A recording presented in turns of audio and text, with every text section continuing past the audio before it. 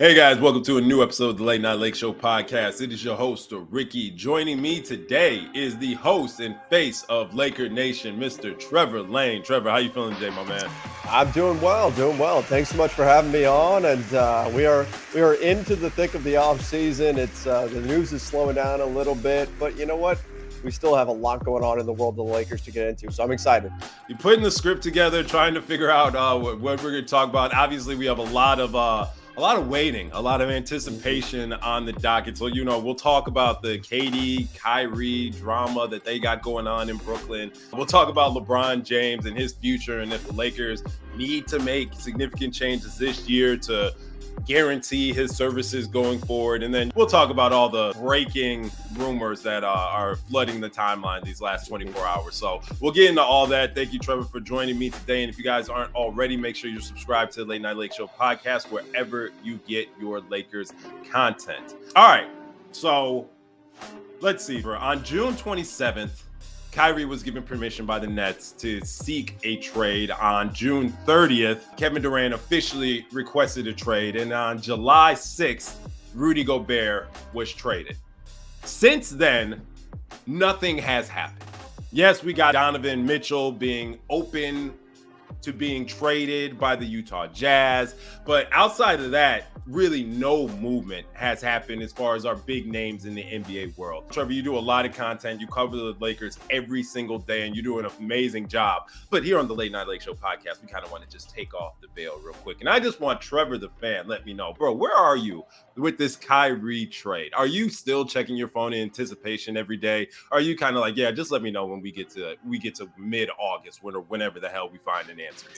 I was at that point, but I've kind of gradually, as time has gone by, gone away from that to the point where I'm not expecting it at any moment. We got that Chris Haynes report weeks ago saying that it might happen. I think he said I want to say he was on a Saturday, and he said it could happen the next day, which was a Sunday. And so that day, I'm glued to my phone waiting for that news to break, and it never came. And just as time has gone on, I've relaxed a little bit more and more. But there was a period of a few weeks there where I was scared to do anything. I was scared to run to the grocery store for fear of missing out on that news. That's not the world that we're living in right now. I think we're at a point now where most people have begrudgingly accepted that it's not happening anytime soon.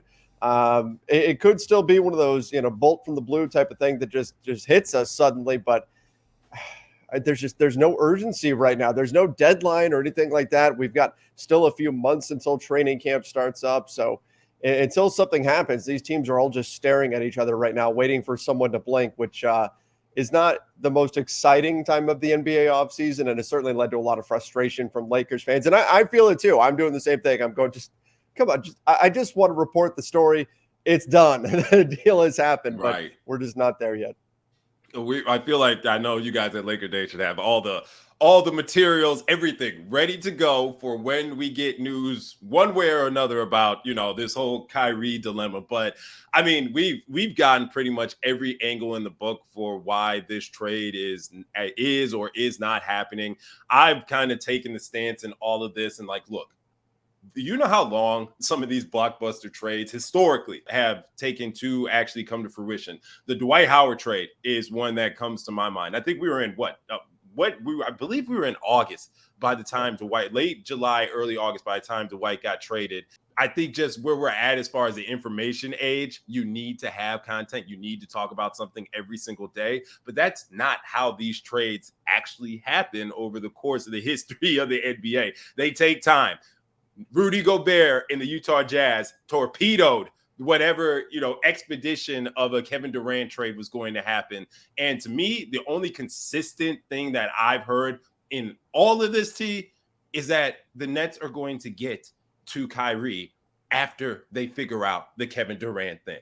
And if step A has not happened yet, I cannot imagine that they're going to just say, all right, F it, let's get Kyrie out of here. And now let's focus on the Kevin Durant trade. It just hasn't happened. And I just think everybody is just so on edge that they've either given up and just accepted that Russell Westbrook is going to be a Laker for the upcoming season, or they're now, jumping onto we need to do the Indiana package immediately. Where are you as far as this whole patiently waiting game that the Lakers front office is doing is everybody's pretty much doing a standoff, pointing pistols at each other. Do you think the Lakers are playing this right, or do you think that they should probably make a move coming up here soon?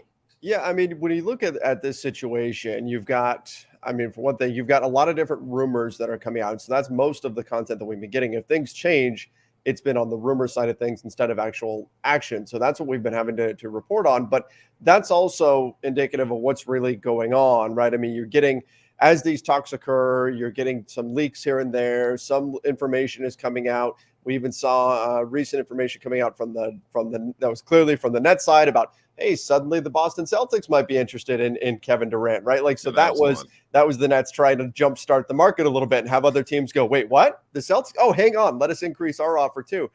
Obviously, that didn't work out. Right now, it's frustrating to be stuck in that kind of cycle, and it's frustrating to know that these teams have no sense of urgency. You talked about how long trades take to develop. A lot of times, we just see the end result. We're seeing the tip of the iceberg. It can take trades months. There's a lot of times where trade talks that occur at the trade deadline don't go through then, and then they get reignited during the offseason, but they've been talking that whole time. So it can take a long time for these trade packages to come together.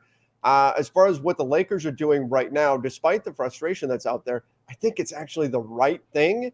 And it hurts to say it. I'd like to say, no, the Lakers just need to get it done. But I think it's so important that whenever the dust settles, whether that's in an hour, whether that's 2 months from now, right before training camp starts, they need to get the right deal. We've seen so many trades that they've made where they've probably given up a little bit too much just to get it done. In so many instances where they've missed on singles. We talk about Rob Pelinka not doing what most teams in the NBA do in terms of preserving a little bit of their mid-level exception and then using that to give a 3-year deal or a 4-year deal to your second-round guy or your undrafted guy. When we look at Talen Horton-Tucker, Austin Reeves, now Max Christie, other teams in the NBA are doing stuff like that, and those sorts of misses add up. And I think we've gotten to a point where the Lakers are so asset poor that it has to be a good deal for them in order to pull the trigger on something. So until that deal comes along, they've got to try to be as patient as possible. And we also have to remember they went into this offseason seen as a team with the stink of desperation on them because of the Russell Westbrook situation too. So that's going to take some time to battle against that, because every team out there is going to be looking to fleece the Lakers right now in a trade. So if you rush into anything, it's probably going to be a deal where you are paying more than what you really want. And with everybody kind of stuck right now and nobody moving, everybody watching Kevin Durant, everybody watching Donovan Mitchell, no deadline coming up or anything like that, unfortunately, the correct path towards getting the right deal is probably patience. I'm so happy you brought up the picks. The picks, Trevor. I mean, my God, as far as being a Lakers fan, I've been on this earth 30 years, and I have never in my life have heard so much talk about preservation of draft picks. I think the one thing historically that the Lakers are kind of known for, right, are catering to their stars, but kind of trimming off the edges to preserve where they need to. These 2 draft picks that are in the future, I think I joked about it before. It's like a fifth grader and an eighth grader right now, whatever the situation is. They can't be holding up any type of transaction, right? It's not in the Lakers' MO. I know we hear the reports about Jeannie putting her foot down and saying, hey, we're just not going to keep throwing first-round picks all up out of here just to try to marginally improve the roster. But we're not talking about marginal improvements with these first-round picks, right? We're talking about guys like Kyrie Irving. We're talking about guys that we're hoping to be pretty big pieces as far as Buddy Hield and Myles Turner.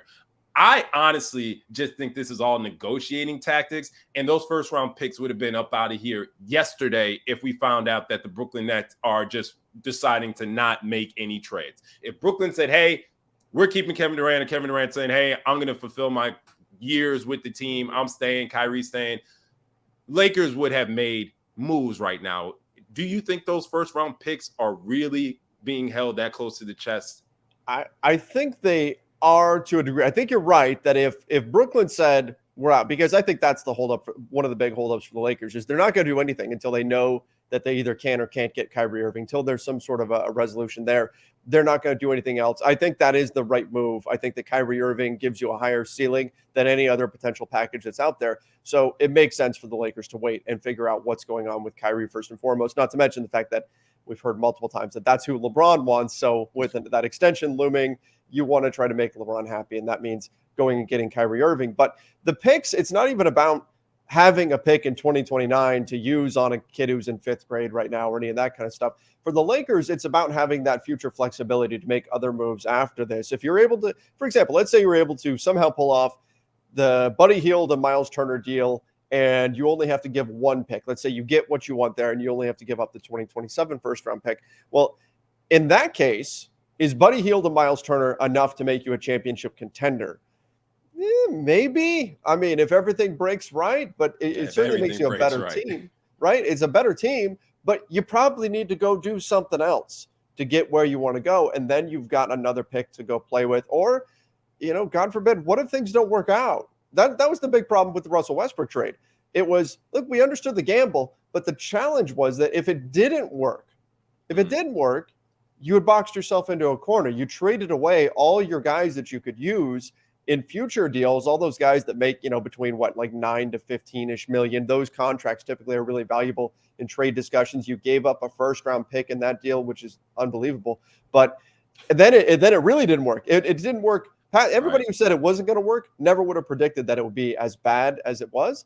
And the Lakers find themselves now in a situation where they're kind of stuck because they don't have enough assets to move, to get rid of Russell West, to pay to get rid of Russ, and still have enough left over to bring in talent. If you give up both those picks in any kind of deal right now and things don't work out, or you're not very, very sure that it's going to work out, you're not going to have the flexibility to pivot later on, whether that's getting off of some of those pieces or adding other pieces. So I think that's the concern for the Lakers side.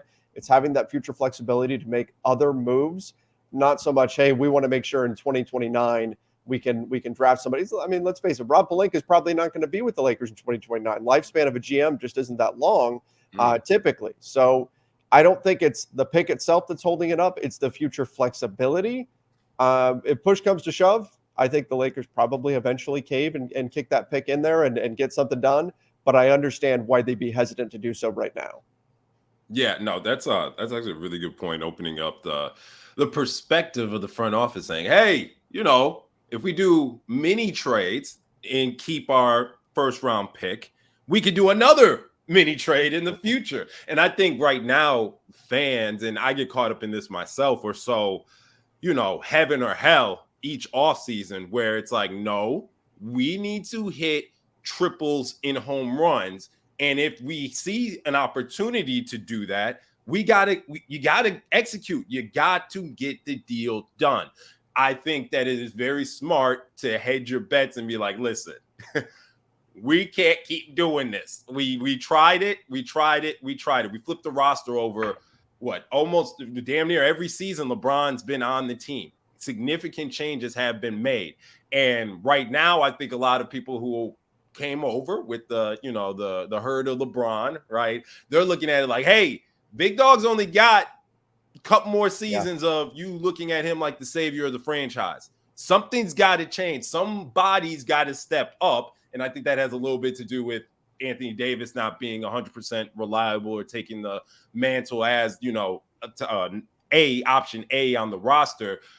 Folks are looking like we can't waste LeBron years.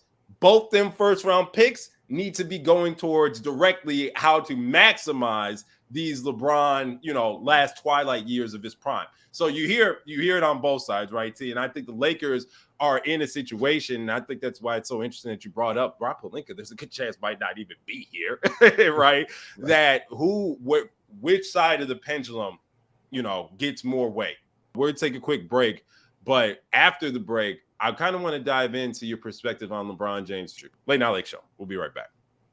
The Late Night Lake Show podcast is sponsored by Prize Picks. Prize Picks is the best legal way to play daily fantasy player props in states like California, New York, Texas, and more. You pick 2 to 5 players and an over-under on their projections, and you can win up to 10 times on any entry.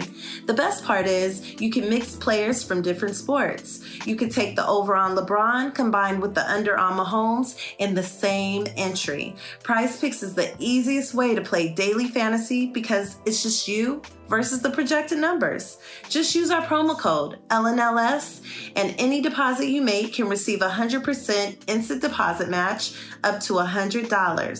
So go support the brand and go win you some money. It's the best of both worlds. Again, use our promo code LNLS.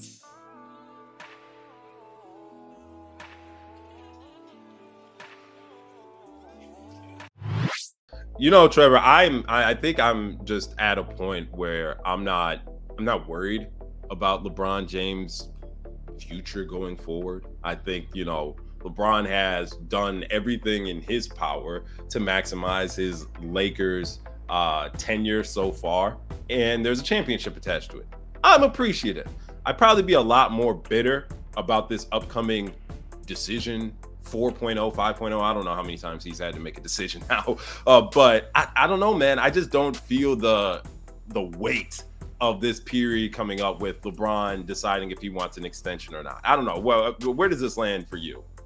Yeah, I mean, I think that part of it too is his age, right? Like even if he decides to get an extension, we're getting into the over 38 rule, so we're only talking about a maximum of 2 years. He's put it out there very publicly that he wants to be able to go play with Bronny when Bronny hits the NBA, which would in theory be 2024. So what are we really talking about with an extension? We're probably looking at a 1+1 deal with a player option on the second year. So practically for the Lakers, unless they somehow wind up walking away from the 2024 draft with Bronny, which who knows, maybe they do, but we're talking about either having LeBron for 1 more year or 2 more years.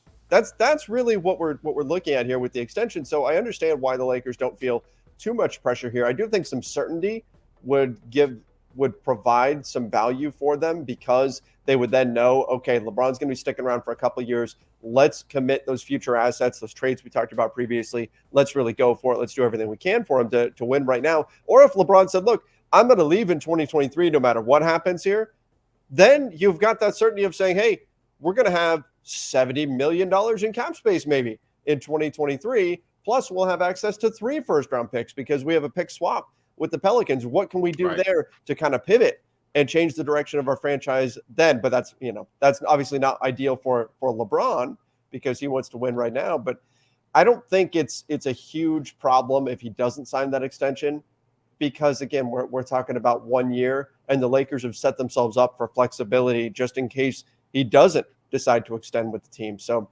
I think they'll be in an okay position regardless of what happens with LeBron here. Ideally, they would like him to stay. They would like him to spend the rest of his career with the Lakers. They built a reputation as being a franchise who values, who appreciates their stars. But I think the Lakers are feeling pretty good heading into this decision from LeBron, regardless of what it ends up being. Yeah, we had Mike Trudell on last show, and he pretty much said the same thing. Like it's not something that the front office is kind of losing sleep about. Yeah. Exit interviews, LeBron said that he's very happy being a Laker. Rob Pelinka said the goal is to maximize LeBron's tenure here. I think we talked about this a little bit before the show. This feels like a happy ending for LeBron, and from the sense that this isn't 100% about basketball championships, right? Like he has solidified himself in Los Angeles, the entertainment capital of the world, as a mogul. Could he go be a mogul back in Cleveland? Absolutely, right? But when we talk about, making these shifts, LeBron jumps over to that Cleveland team, by all intents and purposes, very up and coming roster full of great prospects. He's not guaranteed to win a championship there in the East. He's not guaranteed to do it, especially at his age. So I think the notion that, LeBron is no longer worried about winning championships if he decides to stay with the Lakers and the Lakers don't make a catastrophically huge move like to get a Kyrie, they're looking at that like, oh, LeBron, he doesn't care about championships. But that's not true, man. I just think LeBron kind of cares about how the end of this story is going to be packaged together. And if he's truly going to be the superstar nomad of our generation where he just keeps leaving to go to other teams, fine. But I don't know. You tell me. This feels like LeBron is comfortable, by all reports, being in Los Angeles and playing for Jeanie Buss's franchise. Yeah, you know what? I mean, you mentioned that narrative that LeBron, for whatever reason, doesn't want to win championships anymore. That was the narrative when LeBron first came to LA. And I'll tell you what that is. The Lakers have the largest fan base of any basketball team in the world, which is, I mean, absolutely incredible. Seventh most valuable sports franchise in the world. 17 championships. You put all of that together, you get a lot of fans, but you also get a lot of haters. There's a lot of Lakers haters out there that are going to say everything. I mean, how many times have we seen it where the Lakers have a young player and that player to other fans in the NBA is terrible until he's no longer a Laker. As soon as that player is no longer a Laker, then it becomes, oh, look at the potential. Oh, my gosh, what did the Lakers give up? Because there's that incentive to try to create a negative narrative around the Lakers from all the people out there. And again, that's fine. You know you're successful when you've got a lot of haters like that. So, but there are a lot of people out there that will try to, and I'm talking about fans, I'm not talking necessarily about media, but will try to spin that, oh, LeBron must not care about championships anymore, because that's a way to take a shot at the Lakers. Right. Again, that narrative existed from the moment LeBron chose LA. That was what was going around. And then they won another championship. He wanted to record Space Jam movies and be a super. It's funny. Exactly. He did that and won a championship, which by all intents and purposes, Trevor, you have no asterisk next to the bubble, do you? Oh, no, not at all. Not at all. 100% no. And you know what? I can just about guarantee you that the people who are saying that, oh, bubble chip and all that kind of stuff, yeah, they wouldn't be saying that if the Heat had won. If any other team had won, they wouldn't be saying that. And that was the general consensus. We talked about this on my show, like over and over, because we had 4 months with nothing. We talked about it, whether or not this championship, that 2020 championship, would need an asterisk because there was a different scenario, because you were in the bubble, because the NBA season was paused, because of all the different things that were going on due to the pandemic. And the general consensus, not just from Lakers fans, but around the NBA heading into the bubble environment, was no, of course not. We're so happy to have basketball back. Right. Everybody has the same playing field. You know, there's no team that gets an advantage because we're all in the same spot. In fact, the teams at the top lose their home court advantage. That was the general. And then the Lakers won it. And again, you get that kind of anti-Laker narrative that can come out there from the haters. And suddenly it's, oh, bubble chip, Mickey Mouse ring, all that kind of stuff. Right. Again, none of that exists if the Miami Heat won it or some other team had won it. But again, that just comes with the Lakers being so great for so long. I love it. Trevor gets on Late Night Lake Show, starts talking cash shit. That's what I'm talking about.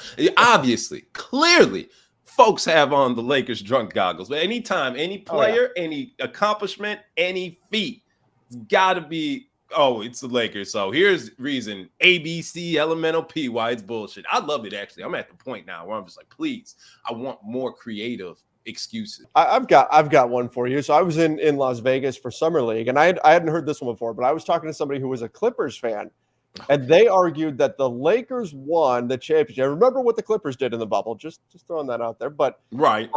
But they argued that the Lakers won, that the Lakers' victory was not valid in the bubble, because what really had happened was, I'd never heard this before, the Lakers had more access to mental health professionals than anybody else. So therefore, it was unfair. The bubble was. Yeah. So, and that was why the Lakers had won. I'm like, well, at least that's something new. But that's creative. Wow. Hey, I'm with you on that. They would have got a high five, a gold star. That would have. You got my laugh of the day, brother. You're right. Because Steve Ballmer and all of his resources on this planet couldn't get Patrick Beverley and Kawhi Leonard the proper mental health access as Jeanie Buss and the family-owned mom and pop shop, right? Lakers could. Just say it out loud. This shit don't make sense. Anyways, we got to get a little off track, but it's all good. It's all good. Hey, real quick, wait. So just put a bow on the LeBron topic. Yeah. I think we're both in agreement. 1+1s here on out is probably the route that we're going to see for LeBron, right? Yeah, I think so. I think it's and a lot of that is just he's going to hit the over 38 rule, so he's limited in terms of what kind of contracts he can sign. But at this stage of his career, he's going to want the flexibility too, particularly if Bronny does come to the NBA in 2024. And that's fine. He stated that goal. He wants to play with his son. I mean, how rare is that opportunity to get to do that? I don't fault him one bit for wanting to have that chance. So, yeah, I think 1+1s are going to be the way to go from here on out for LeBron. All right. Now we gotta pivot a little bit to the dark cloud of the Lakers real quick, Trevor. It's you know what, I think we're also at the point in the season that in the off season, excuse me, that folks are either on the camp that, wow, Russell Westbrook's really going to be a Laker, and let's start talking about rotations and how the roster fits with him still as the starting point guard on the team. And then you got folks like me who say, I don't care what articles come out. I watched the games. I watched every game. I watched the exit interviews. I watched the lack of relationship between the superstars. I have a 2% chance that I think Russell Westbrook is going to suit up for a Los Angeles Lakers uniform again. Am I the blind one? Am I the one that's like, hey, Ricky, maybe you should, stop drinking optimistic Kool-Aid and, get back to reality, because no one's ever going to trade for Russell Westbrook, even though we get articles every 10 business days about different teams that might want that contract and that flexibility. Where are you at with Russ? Simply, do you see him being a Laker next season? I don't. If he is, it's not because I don't think it's because they were sold on Darvin Ham's vision and they decided to give it a shot or anything. I think it would be because they just really couldn't find a trade. The Lakers are doing what they can to move him. I don't think Russell Westbrook even wants to be a Laker, nor should he. Or should he? I mean, last season didn't work out well. So I think we've got evidence that he doesn't want to be a Laker at this point. So this is, I would be surprised if that's the way we start the season off. It would just tell me that other teams were simply trying to fleece the Lakers in a deal and that they'll be looking to move him sometime before the trade deadline. I agree. I think watching the games last season, looking at all the advanced metrics, everything, it just didn't work. And I think you need to kind of clear the air. Last season, I've said it a bunch of times, it was the worst season in Lakers history in terms of fan experience. It was awful. And that needs to change. And in order to change, you have to change the entire vibe, the aura, whatever you want to call it, around the team. And I think it's going to take a Russell Westbrook trade to make that happen. I will say, though, that the Russ gets blamed probably more than he should. He was bad last season, but there I've seen a lot of it's all Russ's fault. And I'm not there. I think there were a lot of other things that were going on too. And so there is a little bit here where Russ does become kind of the scapegoat, but that doesn't mean that bringing him back is, yeah. Clearly there was blame to go around. One guy's lost his job already. For sure. But I do agree. I think the next season he's probably somewhere else where, I don't know. That's going to be tough because I think whoever trades for him isn't keeping him. Actually, this brings us to a little mini exercise. Let's figure it out. Let's actually figure out who would keep Russell Westbrook as far as a direct trade. If the options aren't there, God bless him. Looks like he'll be, trying to find a new home via free agency, via buyout, right? But we got all the names. Everybody's talked about all the names of the teams that could be a suitor for a Russell Westbrook services. Let's start at the top. Obviously, Indiana is probably the most circulated name going on, a month now. Do you see Indiana deciding to, hey, former MVP, Hall of Famer, X, Y, and Z, it's Indiana. Let's get some excitement in the building. We've been top 5 lowest in ticket sales going on a few years now. Does Indiana take a gamble and play Russell Westbrook? No. And we've heard pretty definitively from the Pacers side that if they were to execute a trade with Russell Westbrook, he'd never put on a Pacers jersey. They'd be negotiating a buyout. They're a rebuilding team. They have no incentive to give him minutes. They would be better served by giving minutes to their younger players. So that's any team that's rebuilding is going to give minutes to younger players. Any team that's contending is not going to want to play Russell Westbrook's brand of basketball because they're contending. And so where do you fall? You've got to find a team that's kind of in the middle, and it's hard to find that specific squad. Okay. All right. Well, fair enough. All right. I got a middle team for you.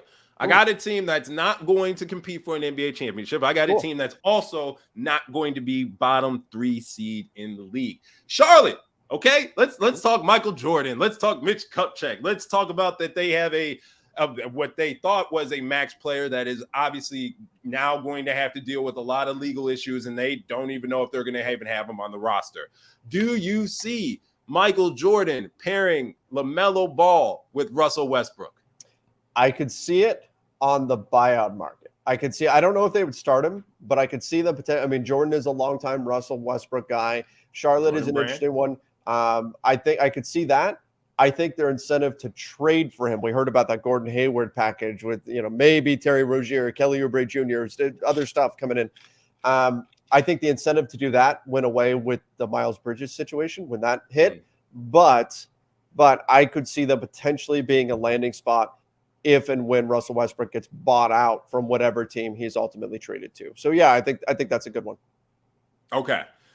All right. Well, that's the end of my list as far as teams that would actually trade and keep them. Let's dip into the buyout market really quick. Yeah. We saw Russ is getting his runs in with Victor Oladipo. Miami boys right now. Do you see Miami as an organization taking Russ in and being like, nah, bro, listen here. This is the Miami Heat, and you are Russell Westbrook under the foundation of the Miami Heat. Fall in line or fall out of the league. Do you see the Heat being a potential landing spot for Russ in the buyout market?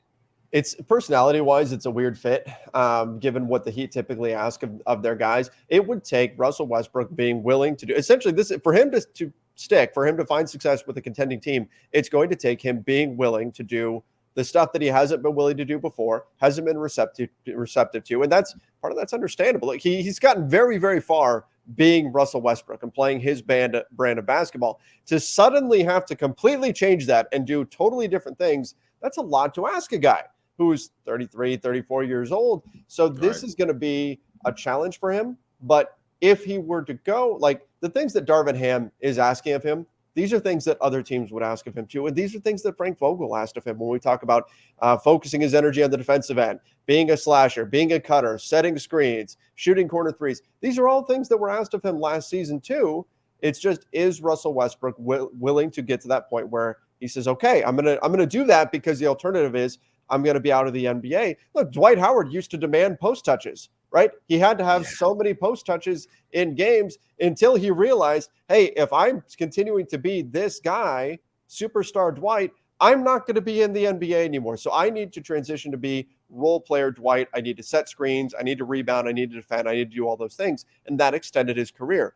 Does Russell Westbrook make that decision? If he does that and can commit to that, which I'm skeptical that he can do that. But if he can, then sure, an organization like Miami would make a lot of sense for him if he's willing to do that kind of coming off of the bench sort of thing. But up until this point, we haven't seen any indication that he's willing to make that kind of a change right now. And again, it's not an easy one. It's so interesting. We brought up Dwight a few times on the show now, just with the timing of his trade to the Lakers, which was early August. So just look that up. And then, kind of with his fall from grace, from superstar to having to adjust to his new life. I know a lot of folks compare Russ's situation to Melo's. It's really kind of following the career arc of Dwight, because Dwight he stayed in the league, but he started bouncing around teams like annually. Like it was pretty nasty to see, Superman now accepting, 5 million, 4 million deals. And, now seems like it's getting towards the very end of his, Hall of Fame career. He's trying out for the WWE. Best of luck to him. I just think that it is pretty interesting, kind of comparing everything going on with the Lakers and Russ's lack of awareness as far as where he's at in his role, that the Lakers had both Dwight Howard and Carmelo Anthony on the roster last season, and Russell Westbrook, and all three are looking at each other like, y'all talk to each other. Y'all can't talk to Russ. Like, y'all can't figure out how to give some advice. And I think that was one of the bigger things, right, that we started to hear. Russ wasn't really accepting advice from nobody. Russ was a band of one. His most famous line is, his only friend on the court is the basketball. I don't know. It's a little disappointing as a Russ supporter up until he became a Laker, just to see kind of the, running into the brick wall of where he thinks he's at and where his body and the rest of the league is at. It's a little sad. I don't think it's going to necessarily change until you hit that rock bottom where he gets bought out and nobody's immediately trying to sign him.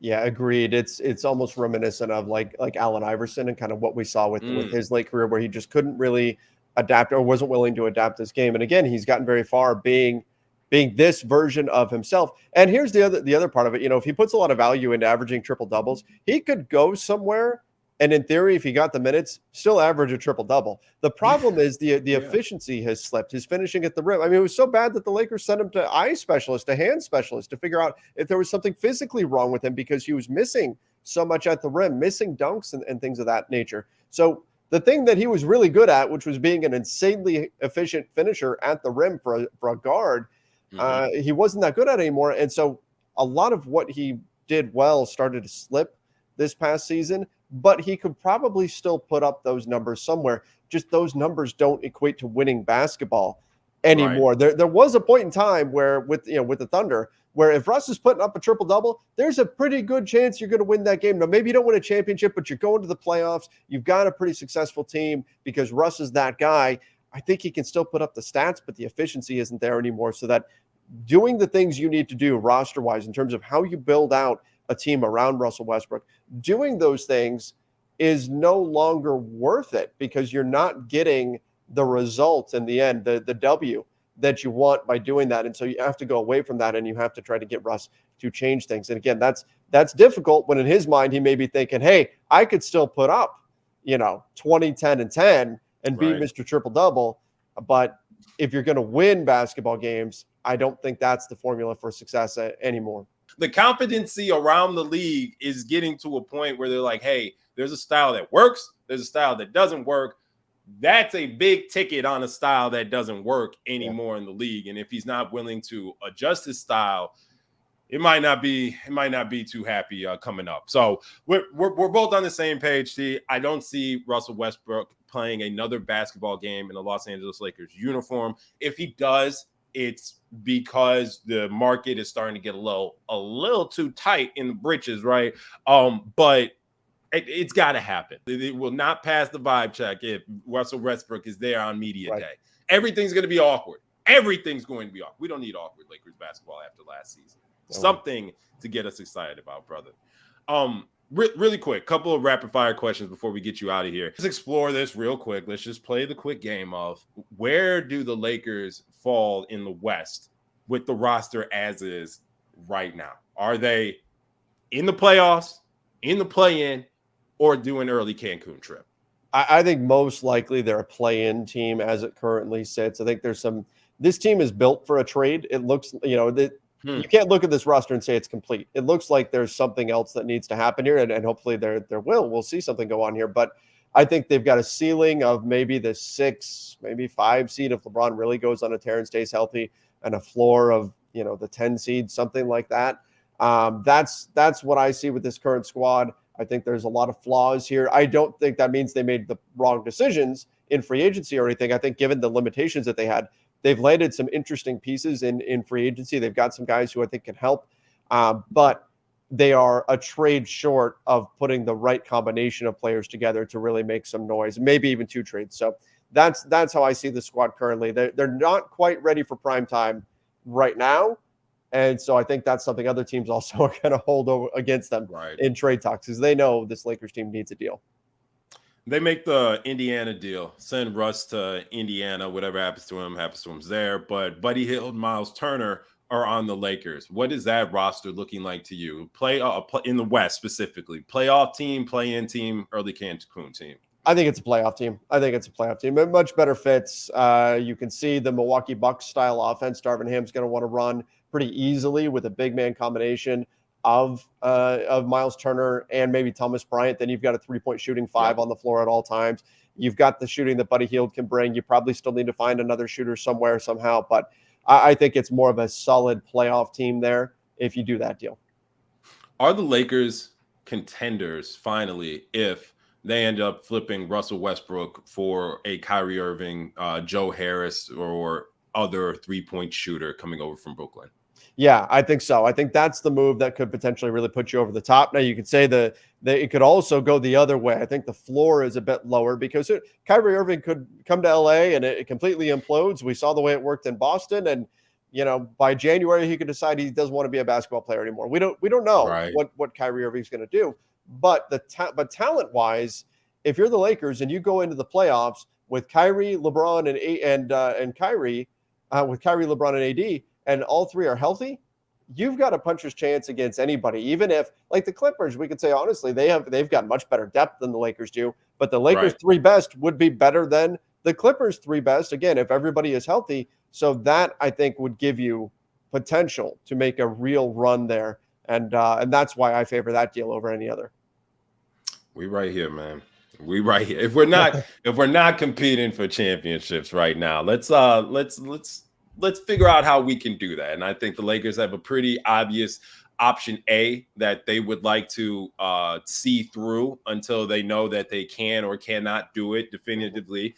But option B, I think Turner and Buddy, it refreshes the room. All right, you swapped out your air sanitizer, your air scents, and now you got something else to in it. I don't think it's a championship team either, but it will at least alleviate the Lakers' biggest trade mistake that they've made, I think, in franchise history. So I think that about does it, T. I thank you very much, man. I appreciate you coming on Late Night Lake Show podcast and kicking it with me. Obviously, the folks know where to find you, but if they don't, go ahead and remind them where they can find you and your content. Sure, yeah. You can find me on Twitter at Trevor_Lane, over on Instagram at Trevor Lane NBA. You can find the Lakers Nation accounts at Lakers Nation on Twitter and Facebook at Lakers Nation Official on Instagram. Of course, check out the Lakers Nation YouTube channel. That's where I post most of our Lakers content. Then we also have the LakersNation.com podcast, which you can find over on Apple Podcasts, Spotify, wherever it is that you listen to podcasts.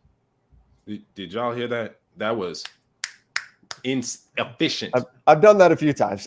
A few times, right? No, this was great, man. Trevor, I hope you enjoyed it. You are now officially a friend of the Late Night Lake Show podcast, and we can have you on during the season. Much more to come, man. Absolutely. Happy to do it. There we go. That'll do it for this episode, y'all. Be safe out there, and hold tight. We'll figure it out one way or another. I think there's some fun stuff that's going to show up in August. So we'll see you then. Peace.